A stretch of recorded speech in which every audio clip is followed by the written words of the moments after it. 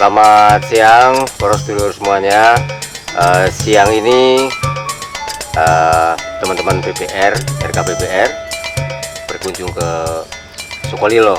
Nah, kalau kita mendengar Sukolilo, Kendeng, ada banyak kabar mengenai hal itu ya. Dan kita semua tahu tentang aktivitas masyarakat, gerakan-gerakan dan sebagainya. Cuman ketika kami berkunjung ke Sukolilo, ternyata kita ada cerita baru nih. Di Omah Sonokeling di sini nih, Omah Sonokeling ya Pak ya? Omah Sonokeling. Ini Omah Sonokeling ini ada di Wono Sonokeling, hutan Sonokeling lah ya. Di pegunungan Watu Payung, Pak. Di Watu Payung. Nah, ini bersama saya. Asmane pun sini Pak. Sapari, Pak. Pak Sapari. Pak Sapari, kalau boleh tahu di sini mengampu sebagai apa Pak? Di Sonokeling ini atau wilayah sini?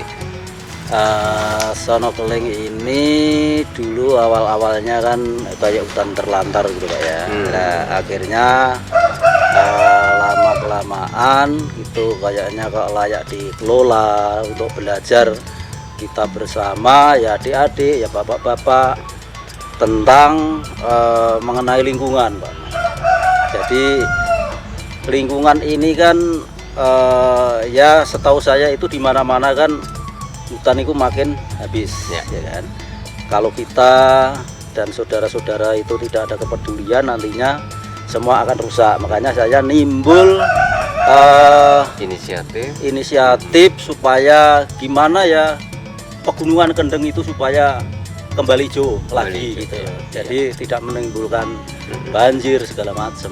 Ya itu akhirnya ada pendapat saudara-saudara itu, akhirnya ya sedikit demi sedikit terus ada yang mengalirkan air dari sumber Sentol Mise Pak. Nah, ini dari sumber Sentol Mise, jarak tempuh ini kurang lebih 1,5 kilo sampai di sini. Terus akhirnya ada pembentukan Rumah Sonokeling untuk belajar lingkungan di wilayah hutan sini. Pak Sapari tadi ya? Iya Pak. Pak Sapari, disebutkan Pak Sapari itu terlantar gitu ya? Iya. Itu kondisinya bisa diceritakan bagaimana terlantarnya itu situasinya di sini itu waktu itu? Ya terlantarnya itu banyak anak-anak, akhirnya ya namanya anak-anak gitu Pak ya, pulang sekolah nggak pulang ke rumah, akhirnya ke sini.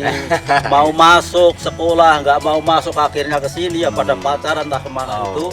Akhirnya menimbulkan orang tua itu ya menjadi perhatian kepada anaknya itu. Akhirnya saya punya inisiatif, oh ini kan layak di rumat lah ibaratnya Pak ya.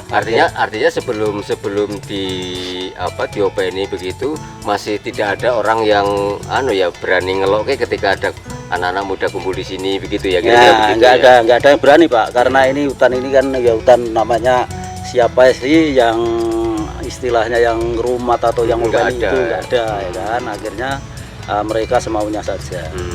Terus apa yang dilakukan dulu itu? Memang sebelumnya ada banyak pohon itu atau hanya Sonokeling ini Pak? Emang dari dulu Sonokeling, dan selain itu ada jati Pak. Ada jati. Jatinya banyak Ya. Jati di belakang itu diameternya udah menjadi 40 sentian. Wah, itu umur berapa kalau sampai 40? Ya itu lebih dari 30 tahun. Semenjak zaman Metrius itu aman, tidak ada yang berani ngutik-ngutik karena jati itu. Zaman apa Pak? Zaman Metrius. Apa itu? Metrius itu ya waktu ada orang yang ditembak itu yang gambar. Petrus ya? Ya, Petrus itu. Oke. Penembak misterius. Waktu itu waktu itu jati itu aman, nggak ada yang berani ngutik-ngutik Pak. Akhirnya sampai sebesar gini, ketika ada jaran-jaran hutan ya bareng-bareng seluruh Indonesia itu, sekarang sini habis tinggal Sonokeling. Karena Sonokeling itu dulu tidak laku kayunya kan, dia mereka bengkok gitu kan, nggak ada yang lempeng. Lebih nganu ke jatinya ya. Lebih ke jatinya. Terus apa yang kemudian dilakukan di Sonokeling ini, di Wono Sonokeling ini? Artinya tadi Pak Sapari menyebutkan sebagai tempat belajar, tempat menghormati. Yang dilakukan apa aja di Omah Sonokeling ini Pak? Ya sekarang ada adik-adik ya SD, ya sedulur petani yang tidak tahu tentang lingkungan itu nantinya koyo apa kalau tidak di rumah, ya kan. Nah setelah itu ada adik-adik yang mau sinau, akhirnya ya itu untuk belajar sinau itu, untuk belajar sinau lingkungan, bagaimana lingkungan itu supaya tidak rusak, tidak ada penambangan sama sekali gitu loh Pak. Maunya seperti itu, ya kan. Artinya tetap anak-anak atau siapapun boleh datang ke sini Pak ya. Asal dia itu punya tujuan yang baik, ya, bareng-bareng melindungi pegunungan Kendeng Pak. Ya. Maunya saya seperti itu. Tadi itu Pak Sabari cerita tentang sumber air Mentul. Sumber Sentul Pak. Sumber Sentul itu Ya. gimana ceritanya? Itu sampai ke sini atau bagaimana? Ya sampai ke sini itu dulu kan rencana mau dirah pabrik semen Pak. Jadi rencana pabrik semen itu mau ke sini, sedangkan itu ada situs sejarah itu setiap bulan Suro, bulan Jawa itu Pak ya. Iya. Itu didatangin dari orang Demak, ada orang Semarang, itu banyak orang lah. Di Sendangnya. Bukan, itu ada pertapaan Pak. Tempat ritual. Oke. Tempat ritual, seandainya orang kepengen, ya namanya orang Jawa kan seperti itu ya. Iya. Punya angen-angen supaya punya rezeki banyak, bagaimana kadang-kadang ritualnya dari pertapaan istilahnya. Nah akhirnya itu saya punya inisiatif ini harus kita kasih air, karena orang setiap di situ itu kadang-kadang larinya ke Kalinggadudro ini Pak. Nah akhirnya saya itu bikin kamar mandi, kita belikan pralon sampai sejauh 1,5 kilo itu, akhirnya sampai sekarang jadi manfaat banget untuk saudara-saudara kita. Nah, terus kalau boleh tahu sedikit, Pak Sabari itu kenapa punya komitmen atau punya kepedulian untuk apa ya, kelestarian lingkungan ini Pak Sabari? Kalau jenengan pribadi, kenapa kita perlu atau jenengan berjuang untuk itu Pak? Ya kita kan awalnya sebelum melindungi lingkungan pegunungan Kendeng ini kan, untuk ngasah saya itu orang proyek Pak. Jadi proyek apa ini? bagian perumahan. Oke. Perumahan di Jakarta. asli dari Ya namanya orang kerja kan ya, kalau ada gedung ya gedung, ada perumahan kecil ya kecil. Nah, setahu saya dari tahun 83 itu saudara-saudara saya Betawi itu punya lahan sawah itu lebih dari puluhan hektar, dijual sampai dapat uang berapa miliar. Ketika belum lama kemudian uang itu orangnya masih hidup, uangnya sudah habis. Lah, saya dengar sini itu rencana waktu tahun 2006 ada pengeburan, pengetesan untuk laboratorium, itu bahan bakunya itu dikemas-kemas. Ya ada yang merah, ada yang kuning, ada yang putih. Katanya untuk apa? Rencana mau untuk semen. Gitu ya. Akhirnya saya pulang dari perantauan sampai sekarang 2006 itu, akhirnya saya nggak ada kegiatan ke proyek. Akhirnya saya, waduh, kalau saya diemin, saya biarkan nanti saudara-saudara saya itu koyo apa ya? Sedangkan orang tani itu kalau nggak punya lahan, pasti mereka akan menjadi pengangguran. Kalau orang nganggur, ya bahasanya orang Jawa, nek wong ngeleh iku mesti bakal ngolah-ngolah. Nek wong wareg, kok mesti bakal atine tetep. Tapi nek lahane ora ono, iki mesti ngeleh iki. Tapi nek wong ngeleh iku pikirane rusak. Agama yo ora jejeg apa wae, ora jejeg lakune, gitu. Lah akhirnya saya seperti itu, Pak. Punya pendapat, ini gunung harus dibelain, dilindungi yang sebenar-benarnya. Nah, akhirnya saya meskipun Pak Sabari harus berkorban pulang dari Jakarta untuk ini ya. Iya, makanya saya waktu itu ya nggak terus langsung blas tidak ke Jakarta Pak ya, tapi kadang-kadang setahun sekali, 2 tahun sekali, tapi saya nggak fokus itu. Karena saya itu berat dari keadaan yang pegunungan ini lingkungan. Nah setelah itu akhirnya saya itu punya gambaran, oh iya, namanya orang mengingatkan saudara itu bukan gampang. Ya sedikit demi sedikit barangkali nanti dia ada respon kepada saya, apa yang kita ingatkan, mudah-mudahan lingkungan ini menjadi aman. Amin ya. Kembali. Nah, kalau Pak Sabari selama ini hanya berarti fokus ke kelestarian lingkungan atau masih menjalankan bisnis tertentu Pak agar bisa hidup Nah, ya saya ke lingkungan, dan lagi saya kan ada lahan di atas gunungan Kendeng Pak ya. Saya sambil bekerja, dan lagi saya itu 2 tahun yang lalu saya diangkat menjadi LMDH. Apa itu? LMDH, Lembaga Masyarakat Desa Hutan, untuk melestarikan hutan. Jadi saya ini istilahnya ada embel-embel dari buruh tani, Pak. Seandainya ini ditebang, saya dapat sharing berapa persennya. Makanya setiap ada kegiatan, seandainya ini sono keling mau ditebang oleh pemerintah tingkat KPH Padi atau Jawa Tengah, kalau saya itu tidak boleh, ya kemungkinan juga tidak akan ditebang. Barusan kemarin ada mau pengecekan, penebangan, akhirnya saya menyodorkan surat, janganlah hutan itu yang baru bisa dilihat itu hanya sono keling tok, atasnya itu semua gundul. Saya ibaratkan, seandainya orang itu rambutnya hilang, alisnya hilang, kumisnya hilang, loh itu gambarannya kayak menuso apa kayak apa, saya gitu. Akhirnya dia ketawa. Iya, Akhirnya iya. tidak jadi. Itu bahasa yang mudah untuk Ya. bisa diterima gitu ya. Iya, iya. Iya. Terus kalau Pak Sapari sendiri boleh tahu, kalau boleh tahu ya, kegiatan selain di Sono Keling ini untuk kelestarian lingkungan apa Pak? Dari Ya, saya selama waktu itu akhirnya orang petani, Pak ya. Petani itu kan sekarang membawa hasil pulang, hasil tani dulu itu hanya bisa diliwatin dengan kaki. ya. Sekarang saya punya tujuan bagaimana lahan ini supaya bisa dilewatin mobil. Nah, selain kegiatan lingkungan Sono Keling, akhirnya jalan mana yang bisa ditempuh dengan lewat kendaraan kecil maupun besar, akhirnya sekarang saya gerakkan semua itu masyarakat. Tapi sudah terbukti, ya saya itu sudah mengerjakan hampir 3 kiloan, Pak.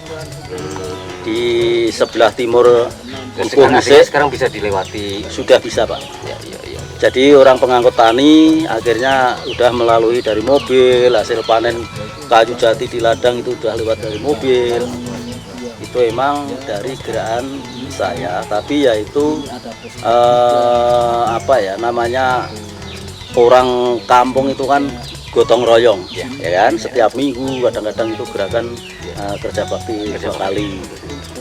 Pak Sapari, Yusuf Pinan saat ini Ya. usia berapa sekarang? Kalau menurut orang tua saya itu kelahiran 62, Pak. Oke, tahu. Jadi udah 60 tahun. Siap.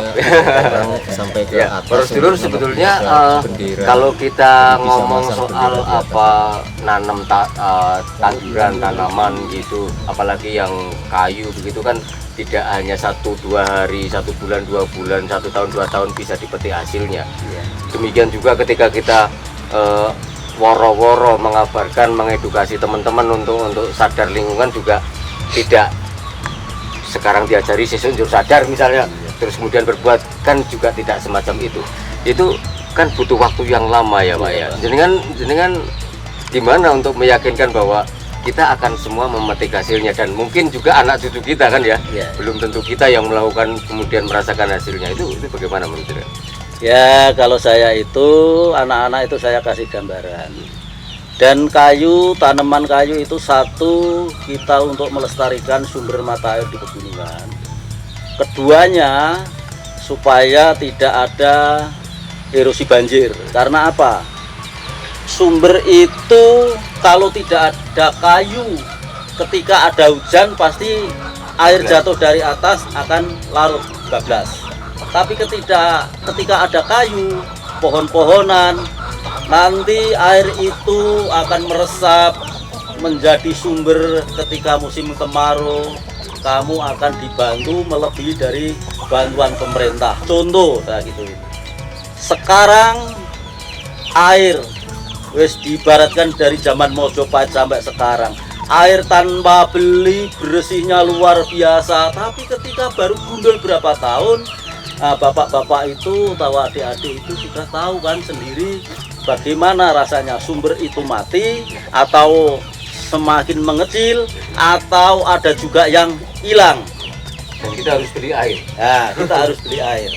Kalau dihitung-hitung, bantuan air yang keluar sendiri taruh dihitung-hitung itu setahunnya itu luar biasa. Itu tanpa menggunakan tenaga listrik, Pak. Nah, itu di wilayah saya itu saya mengajarin seperti itu gitu loh. Tapi nggak lama kemudian, oh iya ya, akhirnya Pak Pari kok bener. Jadi kayu akhirnya nggak lama, ya nggak sengaja saya sambil nanam palawija lain-lainnya itu ternyata kayu itu bisa dipanen. Nah, saya mengajari sampai seperti itu. Tapi ya itu tidak gampang, Pak. Karena Ya, apa? itu.